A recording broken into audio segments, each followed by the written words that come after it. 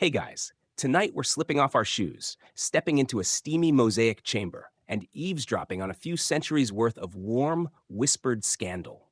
The tiles are slick beneath your feet, the air smells like rosewater, and there's a man to your left slapping a wet towel against a marble bench with the kind of authority that says he's seen things.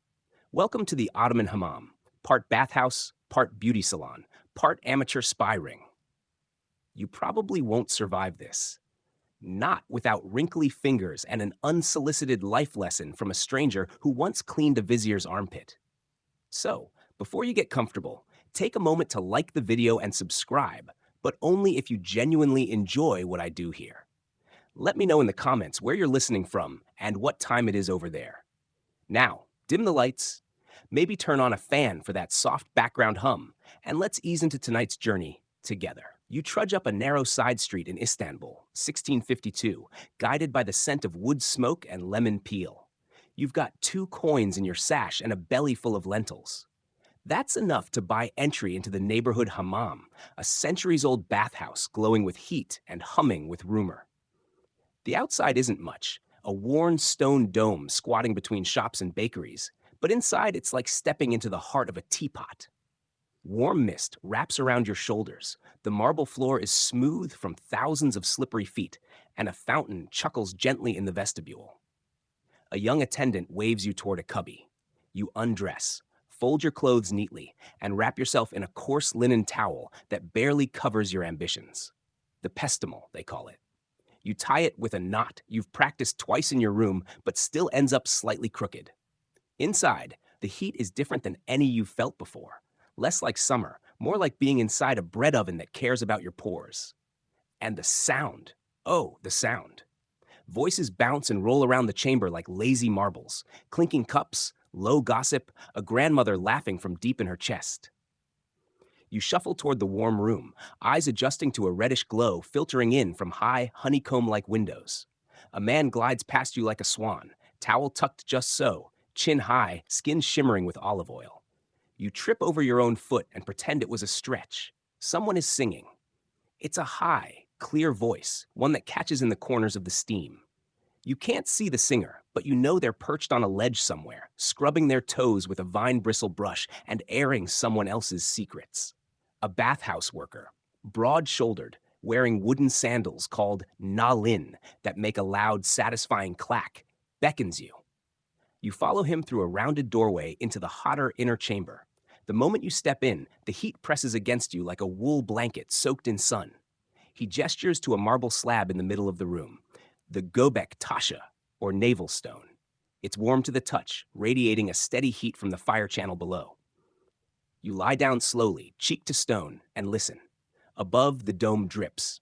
Around you, men and women, segregated by schedule, not structure. Talk about everything. Inheritance squabbles, street rumors, new fish prices, and which cousin may or may not have married a janissary. It's here, on this stone, that you learn to listen sideways. Because in Ottoman bathhouses, conversations aren't spoken directly. They're folded into sighs, teased out over buckets of warm water, or hidden inside jokes that float between basins. The hammam isn't just a place to wash, it's a stage. You're not just bathing, you're auditioning. How you move, sit, even pour your rinse water, it's all part of a choreography people spend lifetimes mastering. You pour your first bowl of warm water over your shoulders, trying to copy what you saw earlier. The water smells faintly of laurel leaves and old secrets. It runs down your spine and pools at your feet. You are officially part of the rhythm now. Historians still argue whether Ottoman hammams were truly democratizing, open to all classes, or subtly hierarchical, with invisible rules enforced by towel length, seating order, and eyebrow shape. But one thing's certain, once inside, everyone was equally slippery. The man beside you groans as he lowers himself onto the stone. "Bad knee," he mutters, to no one. Then to you. "The pomegranate harvest will be early this year. You can feel it in your toes." You nod, as if you've also consulted your metatarsals. A boy hurries past with a tray of soaps. One smells like goat milk and coriander. Another is a strange orange lump that seems to hum faintly when wet. A woman snatches it up with the air of someone who knows what's what. You lie back, body heavy, thoughts wandering. The bathhouse seems to expand and contract like a living lung. Somewhere, a girl is learning her wedding date. Somewhere else, two uncles are arguing about the proper way to slice quince. And you, just a visitor, wrapped in steam and foreign soap, begin to wonder how long it would take before you too start floating like you belong here. But first, you'll need to be scrubbed. Thoroughly. Awaiting continue. You're not entirely sure what you expected when the bath attendant waved for you to lie flat again, but being exfoliated by a man built like a bakery oven probably wasn't on your bingo card. He doesn't introduce himself. He doesn't need to. His presence announces itself in three ways: a bucket, a mitt, and the soft thwop of his wooden clogs, nailin' slapping across the hot stone floor like punctuation.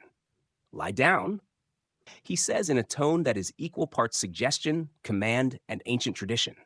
You obey, feeling suddenly like a mildly nervous anchovy being prepped for pickling.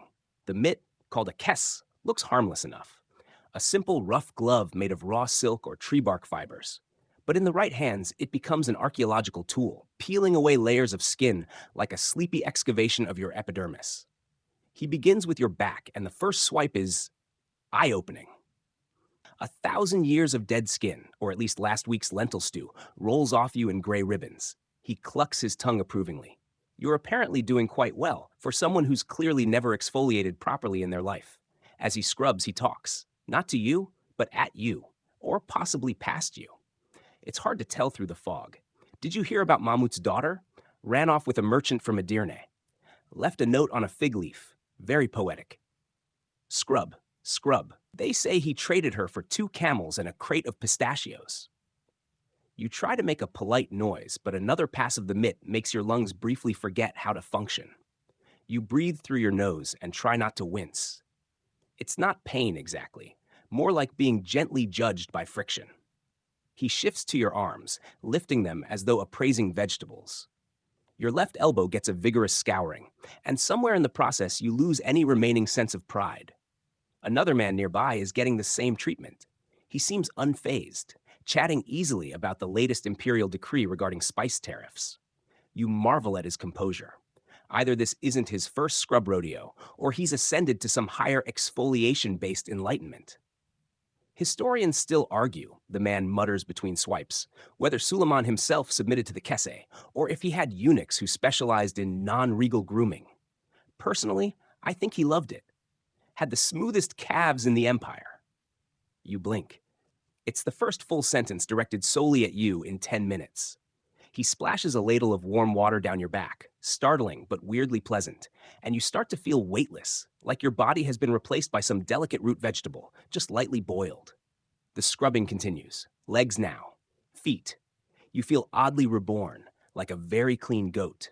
He finishes with your face, dabbing carefully at the temples like he's frosting a cake. You'll sleep well tonight, he says, stepping back to admire his work. Or cry in the street. One of the two. He leaves without waiting for a response. You sit up slowly, feeling like your soul has been wrung out and hung to dry on one of the linen cords stretching between pillars. You've never been this clean. You're fairly certain your ancestors felt that. A woman walks past, wrapped in a towel printed with small tulips. She glances at your pinkened skin and nods approvingly. You've passed some sort of test. You shuffle over to a new basin, where a small boy hands you a bar of soap carved into the shape of a fish. No explanation given. You rub it between your hands, marveling at the lather. Thick, fragrant, almost buttery. It's olive oil based, probably handmade by someone's great aunt who knows 20 ways to cure a cold and can kill a scorpion with a glance. Suddenly, the room shifts. A group of older men cluster around the navel stone, arguing in low voices. Something about a missing shipment of figs. The tone is light, but underneath you hear the edges of something sharper. Power. Position. Reputation. Because bathhouses aren't just for cleaning. They're places where alliances are forged, rivalries reheated, marriages whispered into motion. It's not just about who scrubs whom, but who sits next to who gets offered lemon peel, and who is trusted with the real gossip. A ladle clinks against marble. Somewhere nearby, a faint argument erupts over whose grandson was promised which apprentice. It's quickly drowned out by a burst of laughter and the slap of a towel. Bathhouse diplomacy in action. You lean back, letting the water drip from your elbows. And consider your place in all this. You, a peeled potato in human form, floating in the social soup of the Ottoman hammam. And yet, oddly at home.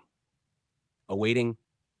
The lather builds in your hands, thick and creamy, forming suds that glide over your skin like a rumor slipping between lips.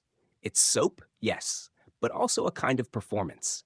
Because in the Ottoman hammam, how you lather isn't just about hygiene. It's about theatre. You shift back to the Göbek Taşı, the great warm marble belly of the bath, and begin working the bubbles across your limbs. The heat rising from the stone helps. They say it loosens not just your muscles, but your pride too. A woman nearby is creating a mountain of bubbles that looks like something a poet might describe with a heavy sigh. She's using a cloth bag, flicking it through the air with practiced grace, trapping steam and soap in perfect clouds. You try to copy her motion. You end up lightly punching yourself in the knee. No one laughs. This is a judgment-free bubble zone. Probably. Still, you notice how others eye your technique. Not cruelly, but with curiosity. In this space, the smallest gestures say something. A rich merchant's daughter might use rose-scented soap wrapped in silk. A humble laundress might carry her own lathering mitt from home, worn soft from years of use. Your fish-shaped bar earns a few nods. You've got charm, if not status. Soap bubbles, it turns out, are social bubbles. You lather your chest in slow circular motions, wondering if anyone here truly comes just to bathe. Because while the hammam is technically about cleansing, the real currency is connection. Everything else, the marble, the mitts, the eucalyptus steam, is just ambiance. A pair of older women sit on the edge of a basin, feet dangling, their heads close together like co-conspirators. You catch snippets, her cousin's fourth husband. A man with only 3 teeth and too much confidence. And she still thinks she's better than us. One scoops a palmful of bubbles and flicks them onto her friend's shoulder in mock outrage. You smile without meaning to. Historians still argue whether gossip in hammams had real political weight, or if it merely echoed the politics playing out in the courts. But there are tales, softly passed between historians like contraband, about concubines who secured royal favor, or merchants who toppled rivals, all through a single whispered word in a cloud of steam. You rinse again, letting the hot water cascade down your chest, catching at your ribs before pooling beneath your knees. It feels ceremonial, like you're washing away not just dirt, but yesterday. Someone begins humming. It's a slow, lilting tune, rising and falling with the rhythm of the water. Others join in, low and wordless. It fills the chamber like incense, curling into corners, climbing the dome above. The attendant from earlier passes by, wielding a towel like a sword. "Don't drop your lather, or you'll drop your luck," he calls. Is it a superstition? A joke? Both? Another bathgoer leans towards you. He says that to everyone. Lost his own soap once, never recovered. He taps his temple, or so they say. You make a note not to lose the fish soap. Nearby, a boy no older than 10 is scrubbing his father's back with careful, earnest strokes. The man says nothing, but you see the way he leans forward, presenting himself with quiet trust. It's oddly moving. In a space so focused on community, even silence has weight. Your own skin is now soft to the touch, slippery in the best way. You can feel your pores applauding. Somewhere inside your chest, something unknots. The soap bubbles grow again in your hands. You begin to enjoy the process, forming shapes, experimenting with flicks and swirls. A round-faced man notices your efforts. "You've got a decent wrist for a foreigner," he says approvingly. "Try the figure-8 flick. Gets more height." You try. It goes straight up and lands on your own nose. He bursts out laughing. So do you? So does someone else. For a moment, the bathhouse becomes a playground. You feel no shame, only the warmth of shared absurdity. Someone begins talking about a failed grain shipment. Someone else swears they saw a camel give birth near the mosque. A woman behind you hums something that might be an old lullaby or an insult, depending on the melody. You glance around. No one is in a hurry. This is not a rushed shower before work. This is an event, measured in ladles and laughter, not in minutes. A tall woman walks through the chamber, her pestle tied diagonally, the ends floating like pennants. People shift subtly as she passes, not fear, but respect. She might be someone important. Or simply someone whose stories are always worth hearing. There's a strange democracy here. You might be a seamstress, a sailor, or a scribe, but inside the hammam, the rules flatten. Bodies steam, secrets rise, and everyone needs a rinse now and then. You close your eyes, your hands move on their own now, lathering slow and steady. You feel like you could float right off the marble and into the stories being told around you. But you won't drift far. Not yet. Not until you learn how to float properly. Awaiting continue, as it turns out, is not something you can force. It begins quietly, more surrender than skill. You ease into the warm plunge pool at the edge of the main chamber, the soak look, where the air is cooler but still thick with breath and memory. The water laps gently at the sides, steam curling like loose silk from its surface. It's quiet here, quieter than the main hall, yet not silent. You hear the occasional drip from the vaulted ceiling, and the soft slosh of a body adjusting itself mid-float. You take a breath and slip beneath the surface, your body stretching long, limbs open, trusting the salt-rich warmth to hold you. And at first, it doesn't. You sink awkwardly, your knees drifting up, your shoulders tensing, your whole body fighting the natural rise of the water. You cough once, bob back up, sputter a little, and laugh. A woman nearby raises an eyebrow, but says nothing. She simply leans back and demonstrates, wordlessly, the secret. Her arms drift out like wings. Her face tilts to the ceiling. Her eyes close. She lets go. You try again. This time you float. It's not graceful. Not yet. But it's honest. Your fingers relax. Your belly softens. For the first time in what feels like years, your spine doesn't have a job. You're being held by water, by marble, by the centuries of bodies that have floated here before you. The pool is warm, warmer than expected. Some say it's fed by an underground spring heated by the sun and filtered through the ghosts of 1,000 olives. Others claim it's just clever plumbing. Historians still argue whether the Ottomans truly engineered subterranean thermal systems or simply knew which rocks to sit on and when. Either way, it's perfect. A child swims past you with a snort, holding her breath and pretending to be a dolphin. Someone claps gently from the edge, her grandmother perhaps. You wave at them. They wave back, a floating community. The woman beside you sighs and finally speaks. Don't overthink it. Water remembers. It's just waiting for you to trust it. You nod, not entirely sure whether she means physics or philosophy. Either way, it lands. You close your eyes again. Time dilates. You are nothing but warmth and water. Your breath finds a rhythm with the ripples. Your thoughts soften into murmur. A man on the far end of the pool mutters about apricots. He's telling a story. In that way people do when they're not sure who's listening, but hope someone is. The best ones come from Malatya, big as fists, sweet like regret. He sighs. I once kissed a woman who smelled like dried apricots. Haven't eaten one since. You open your eyes just enough to look at him. He stares at the ceiling, one hand trailing the surface. His other hand rests on a bottle gourd filled with water and lemon slices. Whether he's a poet or just lonely, you're not sure. Maybe both. A few bubbles rise near your shoulder, drifting toward the drain with great purpose. You wonder briefly if your troubles could follow suit, slide off your skin and disappear with a soft glug. A soft splash distracts you. A group of older bathers are performing what could generously be called synchronized floating. Not quite dancing, not quite drifting. Their eyes are closed, but their hands move together in some kind of remembered pattern. You want to ask, but it feels wrong to break the spell. Later, you hear someone say they're retired musicians who meet once a month to compose silence. You smile. Of course they do. From a shadowed alcove nearby, a soft voice begins to chant. It's not a song exactly, but something older. A pattern of sound that doesn't ask to be translated. It rises like heat, coils through the archways, and folds itself around your ears. You feel it in your bones. The woman from earlier floats past you again, this time holding a fig leaf over her face like a veil. You raise an eyebrow. She grins. For sun damage, she whispers. Old trick. Don't tell the eunuchs. You paddle lazily to the side of the pool, resting your head on the warm stone ledge. You hear a faint argument somewhere. Two cousins debating whether cucumbers should ever be pickled with mint. The consensus, apparently, is a firm no. Someone adds that mint ruins everything, except teeth. You make a note of that. Could be important. A boy nearby shows off a trick, floating with one leg raised perfectly out of the water. It's ridiculous and elegant and earns him a small round of applause. He bows. His sister splashes him immediately. Floating, you begin to realize, is less about defying gravity than about making peace with it.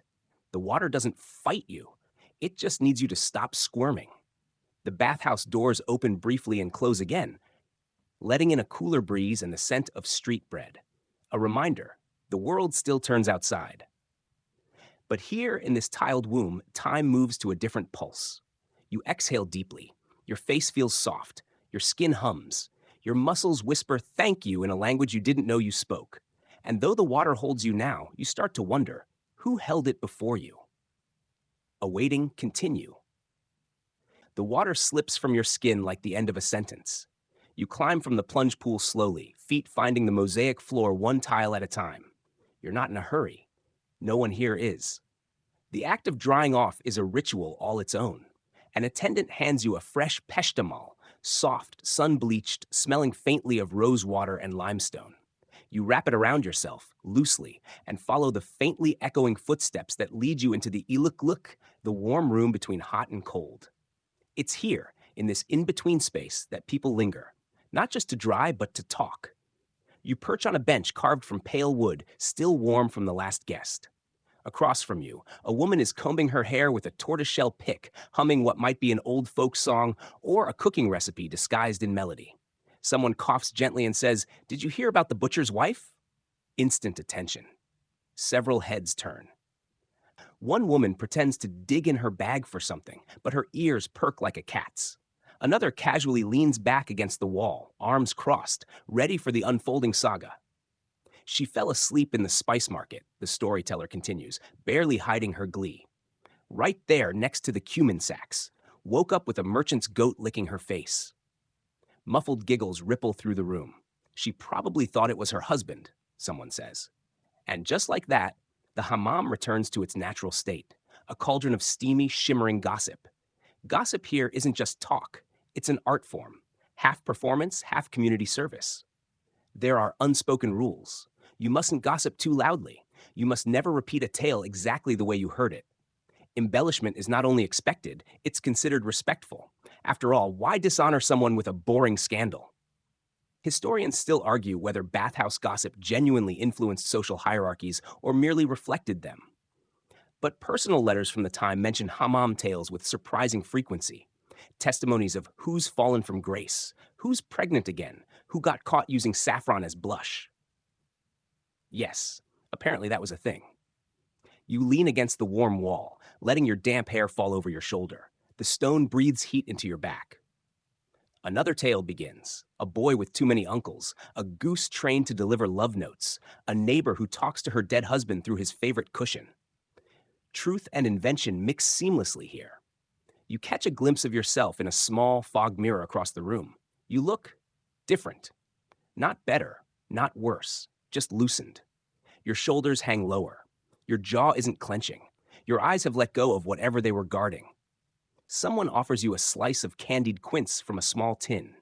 You accept, not just because it's sweet and sticky and perfect, but because it's offered with that special kind of hammam hospitality. Low stakes, high warmth. You chew slowly, savoring both the taste and the shared silence that follows. From a nearby corner comes a soft snore. A woman has fallen asleep upright, her head tilted back, mouth open just enough to catch a fly. No one wakes her. In here, sleep is sacred. A young girl is helping her grandmother towel dry her long white hair. The old woman winces as a knot is tugged loose. "You brush like your grandfather argues," she mutters. "Too fast and always in the wrong direction." The girl giggles. So do you. In another corner, someone's fanning themselves with a folded newspaper. On the front page, something about trade ships and silk taxes. But no one's reading it for the news. It's just the right size for a breeze.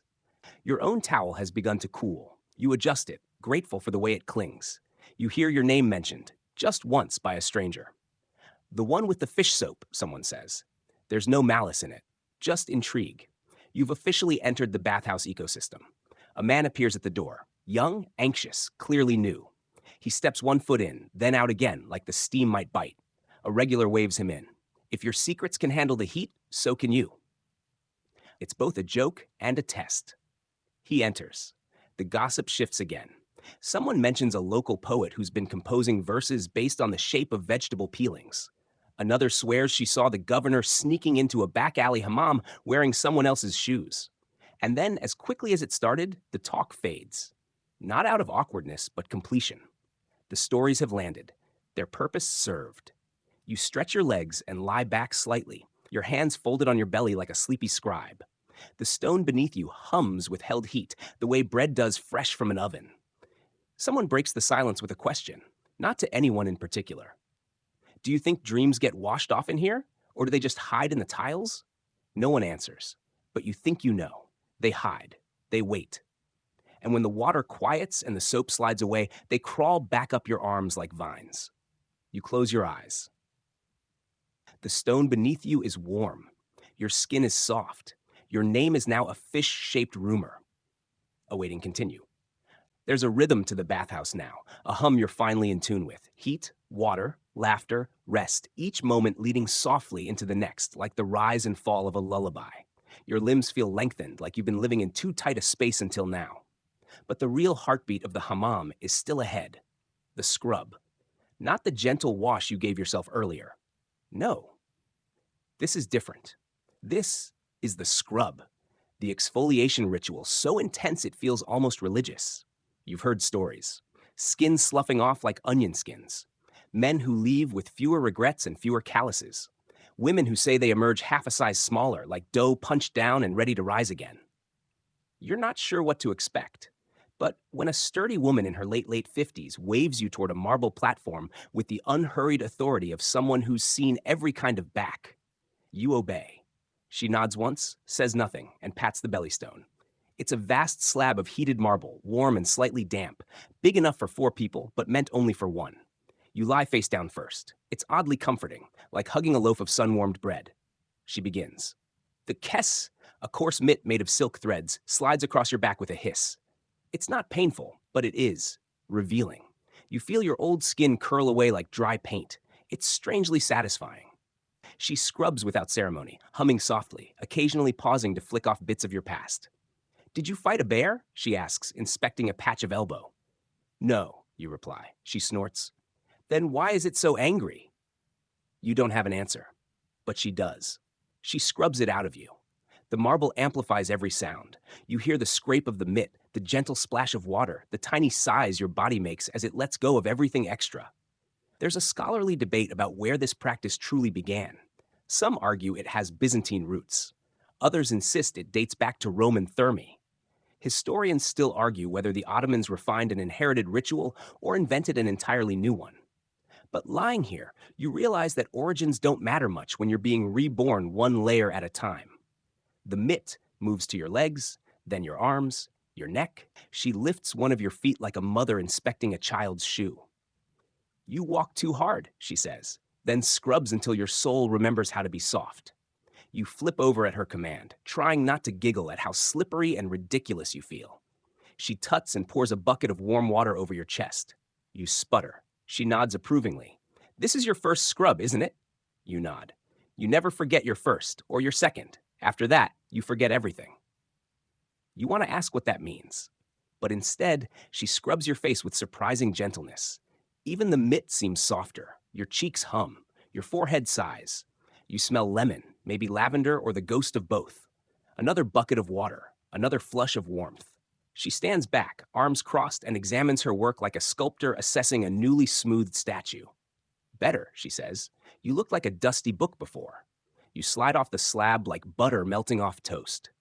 Wobbly, blinking, stunned. It's not just your skin. Your edges feel different, like someone redrew you with cleaner lines. A small boy nearby watches you, eyes wide. Did it hurt? He whispers.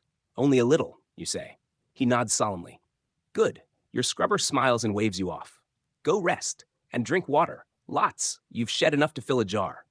You wrap yourself in a new peshtamal, cooler this time, smelling faintly of sage. You sit again in the iliklik, legs stretched out, a small bowl of salted yogurt drink pressed into your hands. It tastes like the ocean decided to take a nap. A woman beside you grins. You've got the scrub glow. You touch her cheek. She's right. It's like you've been lit from underneath. First time? She asks. Yeah, you're lucky. My first one, I cried. But in a good way. You nod. You understand. Across the room, someone is playing a ney flute softly from a hidden corner. The notes hover in the steam like birds unsure if they should land. You close your eyes again, not to sleep, but just to exist. From nearby, snippets of conversation, a debate over fig syrup recipes, a wedding that lasted 4 days and ended with a missing goat, a man who pretends to be a scholar but is really just very good at crosswords. The marble still radiates warmth. You feel it under your legs, in the soles of your feet. The scrubber was right. You've lost something. But not in a bad way. You've lost the grit, the tension, the parts that didn't belong. You sip your drink. Your skin breathes easier. You catch yourself smiling without thinking. The air around you smells like lemon, heat, and something softer, like old stories pressed into the grout between tiles. Someone nearby sneezes. "Bless you," says a chorus of voices. Even the echoes here are kind. Awaiting continue. You're starting to understand why people linger here for hours, sometimes days. The hammam doesn't just clean your body, it unknots something deeper. You've been peeled, polished, and gently salted like a fine fish. And now, at last, it's time to float. A quiet nudge from an attendant sends you through a small archway to a separate, dimly lit room. The air changes here. It's cooler, quieter, like entering the hush of a library after the chaos of a feast. At the center of the room lies a shallow circular pool, steam rising in lazy spirals from its surface. Its waters shimmer with the faintest hints of oil and flower petals. Lavender, rose, something sweet and elusive that smells like memory. Floating isn't mandatory, of course, but everyone does it. You step in slowly, your newly scrubbed skin tingling at the touch of the water. It's not hot, but perfectly warm, like the second hour of a summer nap. You lean back, arms outstretched, and let the water take you. For a brief moment, you think, what if I sink? You don't. You float. And it's magnificent. There's a trick to floating gracefully. It's not about effort, it's about surrender. You stop trying to hold yourself up. You stop trying to steer. The body knows what to do. It stretches, it spreads, it listens to the slow murmur of the water against the marble edge. Your hair fans out around you like kelp in a current. A woman nearby floats with a book on her belly. You don't know how it stays dry. Possibly magic, possibly experience. She doesn't look like she'd bother explaining if you asked. You drift past a carved fountainhead shaped like a lion's mouth, its gentle stream burbling endlessly. Somewhere above, tiny windows let in threads of gold sunlight. They pattern the water like lace, dancing on your skin as you drift. Historians still debate whether the Ottomans added floating pools as a response to earlier Greek and Roman practices, or whether it was an innovation born of their love for balance between hot and cold, movement and stillness, weight and release. Either way, it feels ancient, like something your body already knew how to do before it ever knew how to walk. A voice floats across the room. If you dream here, it counts double.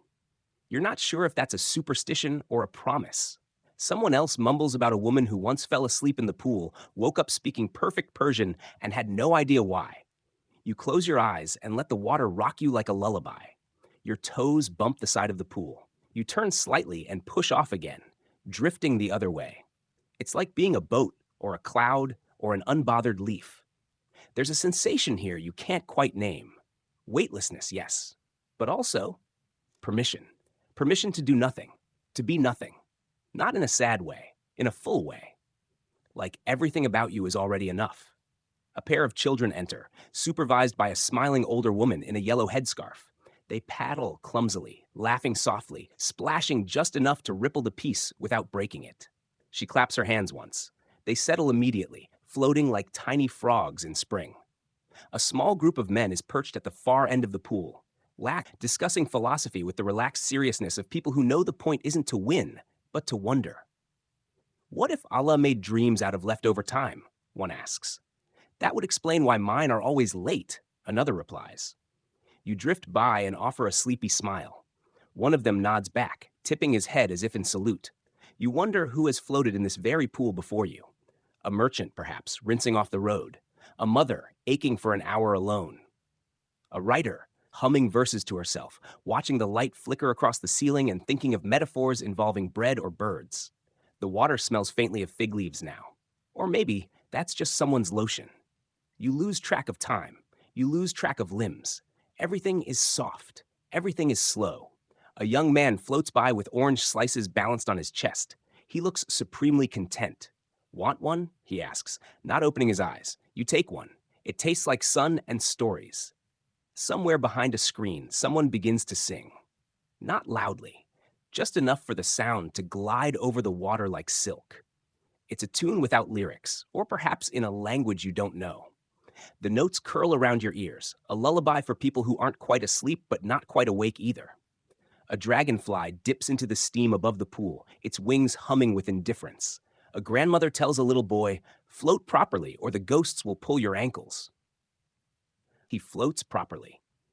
You realize, not for the first time today, that your jaw has unclenched. Your thoughts are wandering less like rabbits and more like sleepy camels. Slower, quieter, content to sit.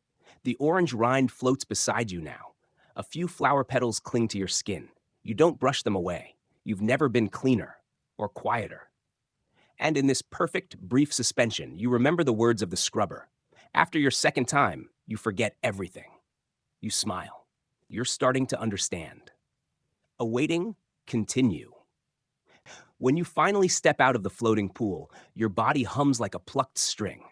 You towel off slowly, reverently, like you're patting down an artifact just unearthed. Your limbs are loose. Your thoughts, quieter still. It's almost alarming how light you feel, as if you could float through a wall if you weren't so gently preoccupied with your next task, tea. You've noticed by now that no moment in the hammam exists without a counterbalance. After heat comes cool. After stillness, a sip. After a good scrub, something sweet. You shuffle, peshtamal wrapped around you like a lazy toga, into the tea room.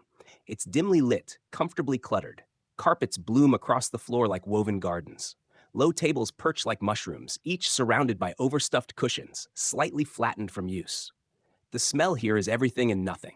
Mint, wet cotton, rosewater, old wood, and thyme. Someone hands you a tulip-shaped glass filled with amber tea. You cradle it like a newborn wish. The tea is chai, of course.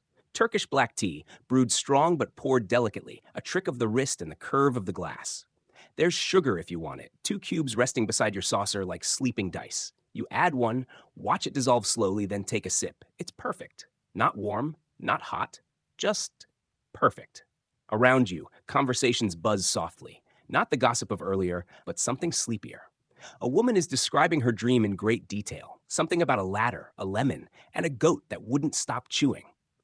A man next to her nods solemnly, as if this makes perfect sense. "You need more iron," he says. She agrees. Tea rituals have long played a role in Ottoman daily life. Historians trace the spread of tea culture through trade routes, first from China, then Persia, morphing into its uniquely Turkish form by the 19th century. Still, scholars debate whether the Ottoman preference for coffee in earlier centuries delayed the rise of tea, or simply set the stage for a more refined practice. Either way, by the time of the later empire, tea and hammams went together like poetry and sighs. The waiter returns with a small plate of lokum, Turkish delight. You bite into one. Rose, you think. Then maybe pomegranate. Then something mysterious and nutty. It melts slowly, leaving behind a hint of powdered sugar and questions you don't need answered. At a nearby table, a group of older women play a game involving smooth stones and whispered dares. You watch one of them pretend to curse her neighbor's cat. Everyone laughs, even the woman with the cursed cat. The window is fogged slightly, but you can still make out the shape of a fig tree just outside, its branches heavy with leaves like open palms. Someone has hung wind chimes from the eaves, and they tinkle with each breeze, making music that seems to harmonize with the rhythm of the hammam itself. You sip more tea. It never cools too fast here. Time stretches inside these walls. There's a faint clatter as a small boy tries to carry a tray of glasses to another room. He makes it halfway before dropping one. No one scolds him. The glass is swept up. A new one is poured. He tries again. A man walks in wearing a robe 3 sizes too big, looking like a child trying on a sultan's closet. He grins and joins the table with the women, who immediately begin fussing over him as if he's one of their own. You learn later he's a poet, or a dentist. Possibly both. That's the thing about bathhouse gossip. It doesn't matter whether it's true. What matters is the telling, the intimacy of the story, the nodding, the refills. You're offered another glass of tea. You accept, of course. The sugar cubes clink gently. There's a hush now, that soft lull in the afternoon where everyone collectively exhales.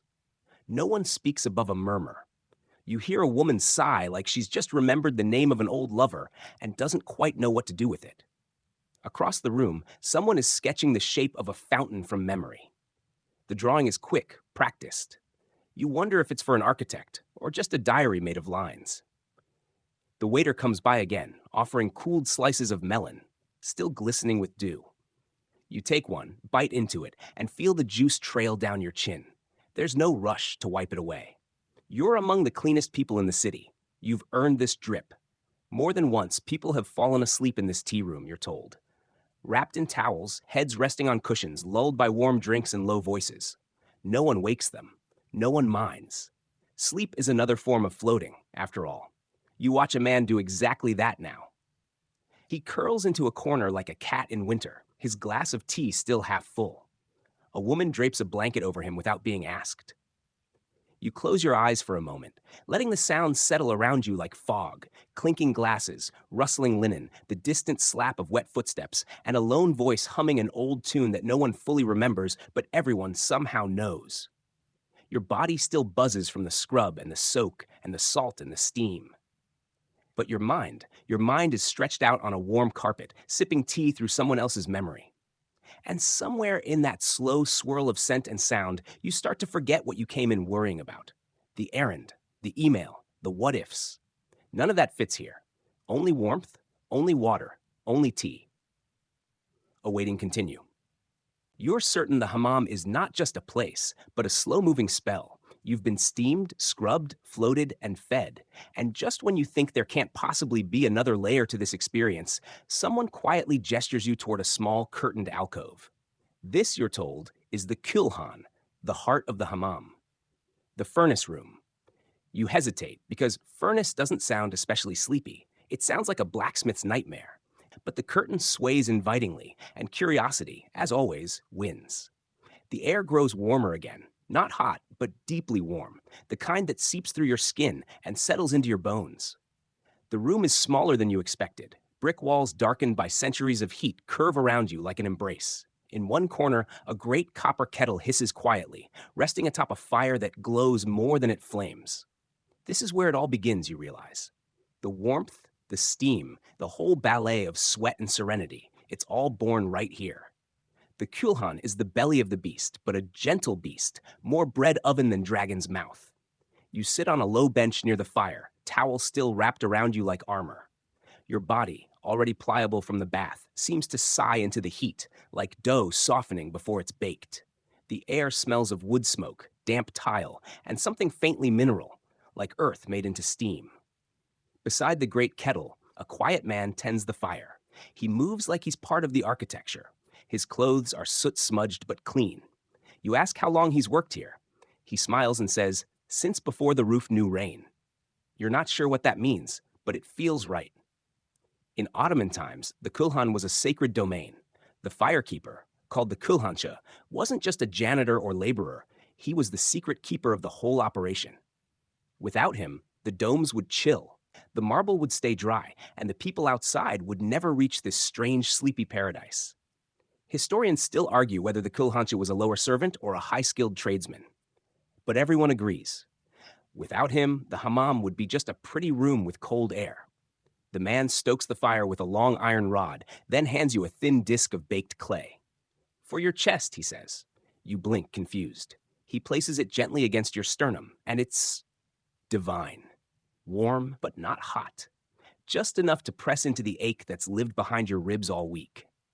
You lean back and let it rest there, feeling your heartbeat slow to the rhythm of the room.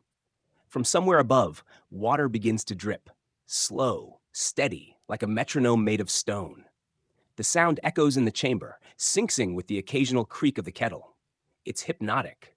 You lose track of time again. You're handed a second disc, slightly cooler, to place at the back of your neck. And now you understand.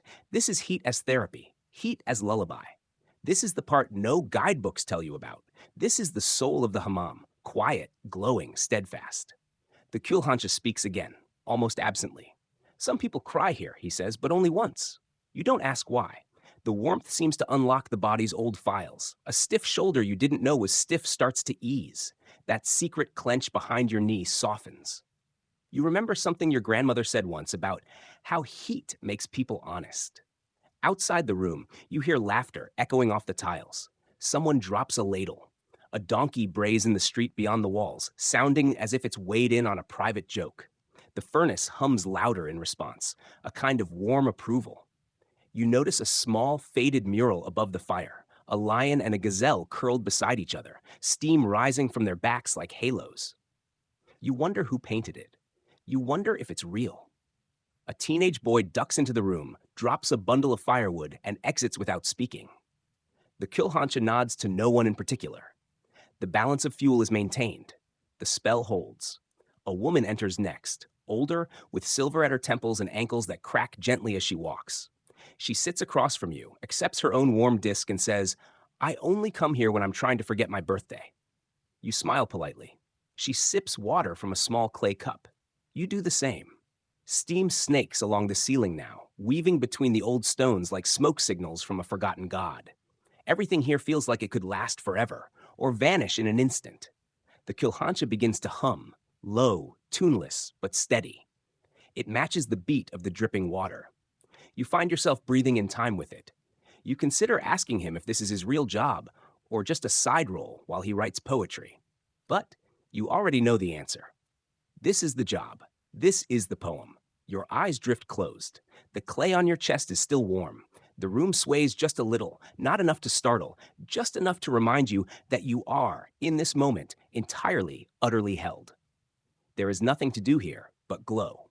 Awaiting continue. You don't realize how long you've stayed in the Kulhan until the tea in your veins begins to stir again, nudging you forward. It's a gentle suggestion, like a cat batting softly at your arm. Time to move. Not because there's somewhere to be, but because hammam rituals are rivers. They keep flowing, and you can't stay in the same bend forever. You stand, stretch with a small creak in your spine, and step back into the main corridor. This time, your towel feels like a cloak. Not of invisibility, of transformation. You've passed through the fire, and now it's time for scent. You follow a woman in soft sandals, the kind that flap politely, into a chamber filled with low light and even lower shelves, each crammed with jars and bowls and folded cloths. This is the anointing room. It smells like memory. Earthy, floral, and a little sharp, as if history itself has been steeped in oil. She gestures for you to sit. A wide wooden chair waits beside a low basin. As you lower yourself onto it, she begins preparing your oil. The blend depends on the mood, she explains. For rest, lavender, rose, chamomile. For aching joints, mint, ginger, black cumin. For lovers' quarrels, well, she doesn't say, but her smile suggests it's powerful stuff. You ask what's in yours. Today you need laurel, she says, and clove, maybe a bit of marjoram, but not too much. You've been floating. We want to bring you down slowly. She warms the oil between her palms, then begins to press it gently into your shoulders, and just like that, you become part of the story again.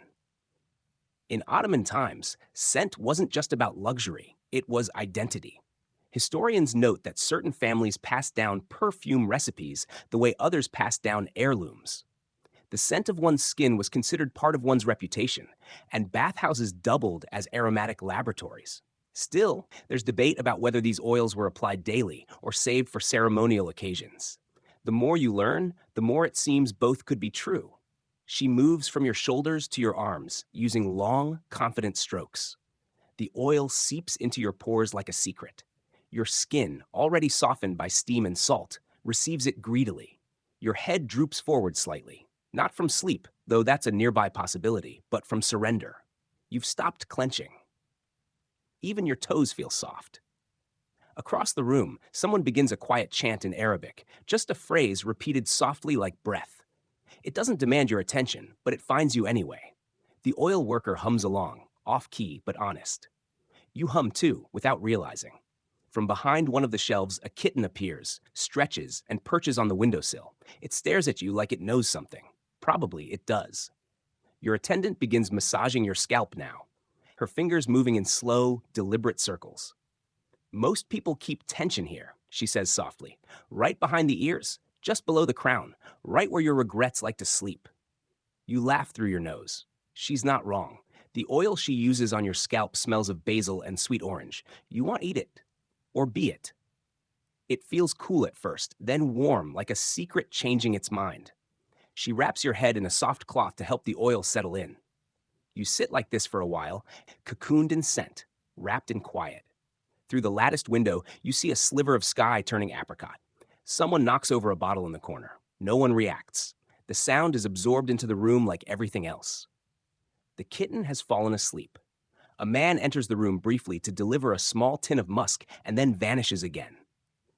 You begin to suspect the hammam is staffed entirely by ghosts, friendly ones, soft-footed, perhaps mildly mischievous, but deeply competent. She begins massaging your feet next, using a wooden roller and her thumbs. You resist the urge to moan out loud. It feels like your soul is leaking out through your heels. She finds a pressure point near your arch that launches a memory from third grade. Why? Who knows? The body is a strange library. Somewhere, someone sneezes. 3 people say bless you, but each in a different language. The oil has made your skin glisten like river stones. You catch a glimpse of your arm and barely recognize it. You look moisturized to the point of myth. You could slide through a keyhole if you wanted. You're almost finished, she says, though she says it kindly, like an apology. She wipes her hands on a linen cloth, then places a single drop of rosewater behind each of your ears. For the road, she murmurs. And then you are released. Not rushed, just unmoored, free to drift once again. As you walk back through the hammam's warm corridors, every footfall sounds softer. The world feels muffled, as if wrapped in cotton. You pass others along the way, some freshly scrubbed, others still steaming, one man dozing upright against a column with a content expression that suggests he's achieved enlightenment via eucalyptus.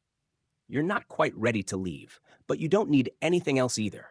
The oils cling to your skin. Your breath smells faintly of mint. Your head feels light, like it's been dusted with lavender and good choices. And all around you, the scent lingers. Not perfume, not cologne, not anything mass-produced. Just the complex, ancient whisper of 100 oils, each one distilled from time and tenderness. You feel like a walking potion, a balm in human form. Awaiting continue.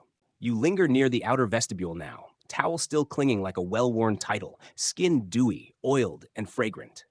Outside, the sun has lowered itself to a tired slant, and inside, the hammam hums like a well-fed cat. But you haven't quite crossed the threshold back into the world. Which is perfect, because there's one final ritual waiting. Not as steamy as the furnace, not as silky as the oiling, but no less essential. The cooling room. A wide, airy space, high-domed and dappled with the last golden shards of late afternoon.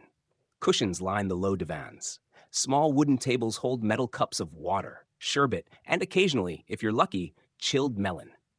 A breeze rustles in through a lattice screen, more suggestion than wind, like the sigh of a nap just beginning. You take a seat near a window. Your towel shifts slightly, letting a cool ribbon of air sneak across your collarbone. The contrast makes your whole body purr. Every pore seems to murmur, yes, this! Historically, the soğukluk or cooling room served a simple purpose, to keep people from keeling over after too much heat. But as always in Ottoman culture, function grew fronds of finesse. This was where people lingered the longest. Here, appointments blurred into conversation. Here, modesty softened just enough to allow a second sherbet. And here, gossip bloomed. You don't need to lean in far. The hammam has a way of amplifying whispers while cradling them gently.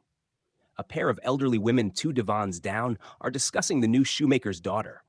Apparently, she has a scandalously narrow waist and no patience for weaving. A young man nearby, hair still damp, is chuckling at a story his cousin is telling about a goat that refused to leave a mosque. Someone mentions a recent wedding. Someone else mentions the plague, but with the same tone you'd use for bad weather. It passed through. They say the tailor's wife brewed something that helped. Historians still argue whether the hammam was truly a democratic space. Men and women of different classes came, yes, but did they mingle? Was there hierarchy in the way towels were folded, in who got the corner basin? Maybe, probably. But the fact remains, for a few warm hours, everyone stewed in the same steam, and everyone cooled under the same dome. Your metal cup arrives, water infused with cucumber and mint. You sip it like a slow confession. A sherbet follows, tart cherry and rose, with just enough sugar to make your tongue sit up. You lie back. And now, the gossip comes to you. A girl near the doorway is speaking just loud enough to be overheard. He swore he saw a djinn leave the furnace room, she says, wearing red boots, with bells. Someone snorts. Another voice, an older woman, perhaps the hammam's unofficial oracle, murmurs, "Well, of course it had bells. That's how you know it's a polite one." You smile at the ceiling. You think about all the things shared in this space: secrets, superstitions, recipes, riddles. Someone once claimed to know where Suleiman's lost poems were hidden. Another said the mosque cat had outlived 4 imams. These tales are as much a part of the hammam as the tiles and towels. A child runs through the room trailing giggles and steam. No one tells them to hush. This is a place for softness, not scolding.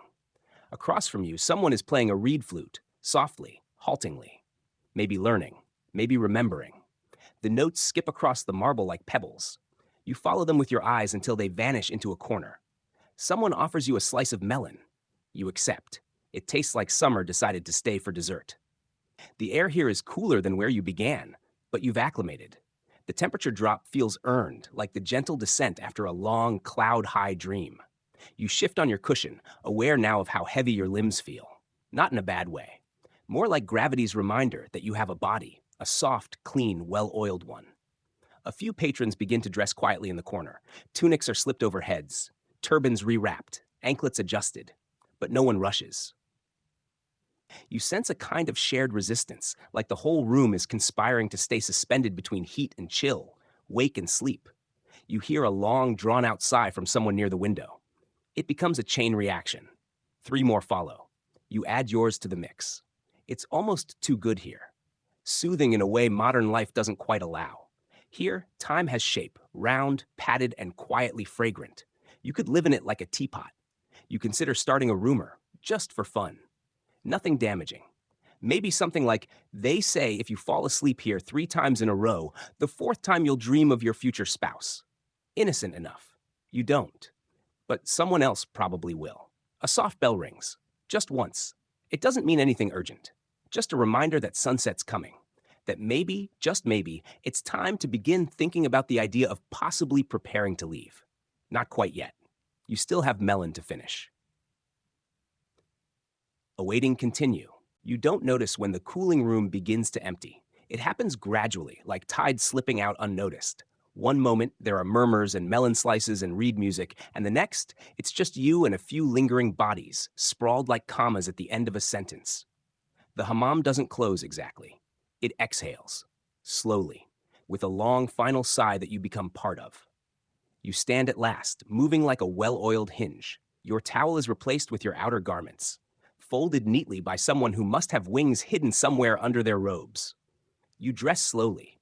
Each layer feels foreign after the skin-high simplicity of the towel, but the fabric whispers against your oiled skin like it knows the journey you've been on. As you wrap your sash, your fingers graze your wrist, and you catch the faintest trace of marjoram and clove. Laurel still lingers behind your ear. You smell like you belong in a spice caravan. You leave your sandals at the threshold of the cooling room. It feels symbolic, though you can't say of what. The corridors are dimmer now, lit only by small oil lamps flickering like drowsy fireflies. You walk with the quiet assurance of someone who has done something sacred, even if no gods were involved. The steam has melted something in you. Maybe several somethings. Near the exit, you find an old woman seated on a low stool. She's wrapping a bundle of towels with the efficiency of someone who's done this for 40 years and could do it in her sleep. She looks up and gives you a nod. "You floated well," she says. You smile. That's high praise here. Outside, the street has shifted. The light's gone lavender. The call to prayer echoes softly in the distance, not urgent, just present. A flock of birds lifts off a rooftop like someone tossed them skyward with both hands. You breathe in. Your lungs expand as if for the first time in years. There's no fanfare, no parade, just the deep internal sense that you've been inside a poem and are now stepping gently back into prose. Your body feels like a gentle percussion instrument, loosened, tuned, ready to walk, or rest, or dream. You begin your slow drift homeward, each footstep a punctuation mark on cobblestone. The world smells sharper now. Bread baking somewhere close, a donkey passing with baskets of green herbs. A child's laughter bubbles from an alleyway like a skipped stone. And still, that whisper of clove. You pause by a small fountain, cup your hands, and splash your face lightly. The water is cool now, real. You watch it bead and slide off your skin, as if even it knows not to linger too long. Behind you, someone exits the hammam, humming a tune you heard once in the furnace room. The song has changed slightly, slowed down. Like it too has softened. You wonder if all this floaty, fragrant transformation will wear off by morning. Maybe, probably. But you suspect some of it will stay, hidden in your shoulders, nestled in your hair, settled in your dreams. You walk on, and the hammam fades behind you, not vanished, just tucked into a pocket of memory, warm and slightly damp, like the towel you forgot to return but now want to keep forever. Because in there, you weren't just clean. You were reassembled, lubricated from the inside, loosened from the grip of whatever clenched you before. You were held, not by a person, but by a space, a culture, a ritual that predates your ancestors by generations and still knew exactly what to do with you. Your skin hums, your thoughts yawn. You're ready. And as the final light fades from the sky, you realize you'll come back. Maybe not soon, but eventually, when the world gets too loud again, when your joints begin to forget how to float, when you need to be unraveled, then knit back together with oil and gossip and steam. You'll return. Everyone does. Wind down. 300 words. Now your eyes are heavier, not with effort, but with softness. The kind that settles when your breath slows and your body no longer asks questions, only sighs. Picture yourself lying on a warm stone bench again, the last traces of scented oil glowing faintly on your arms. The echo of distant water still sings somewhere in the corner of your mind. The hammam is quiet now, not empty, never empty, but hushed, peaceful. Above you, the domed ceiling holds stars of its own. Not celestial, but carefully punched openings that let in moonlight. You imagine them one by one, little dots of silver in a warm, tiled sky. You count them slowly. Not to tally, but to drift. Your breath matches the rhythm of the hammam's heart, the long exhale of water cooling on marble, the soft clink of copper cups being stacked, the distant whisper of lavender being folded into a towel. There is no hurry, no next thing, only now. Your fingers rest easily by your side. Your toes stretch just slightly, as if remembering their own names. The weight of the day, of weeks before, has floated off somewhere between the furnace and the fountain. You don't need to find it again. You're not just relaxed. You're unwrapped, softened, scented with stories and silence. And as sleep rises to meet you, like steam in the quietest room, you let go. Just a little more, then a little more, until even your thoughts float, just like you did. End of script. Sweet dreams.